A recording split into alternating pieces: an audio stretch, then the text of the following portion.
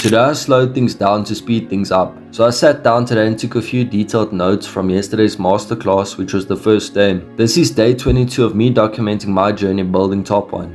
That session opened my eyes to the fundamentals that really build a brand: true identity, international design, and the art of finding the right manufacturers. It wasn't just surface level theory, it was knowledge that I know will shape the way I build Top One. After that I hit the gym as always. Discipline doesn't take a day off, and neither do I.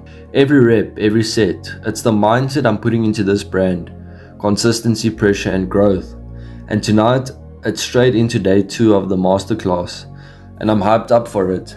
Every single thing I learn, I'm going to apply directly into Top One, piece by piece, day by day. This brand is going to be improved, sharpened, and scaled to the level I know it can reach. This isn't just about building clothes, it's about building something international and something monumental. Top One will be the result of relentless discipline and vision. I'm locked in and this journey is just getting started.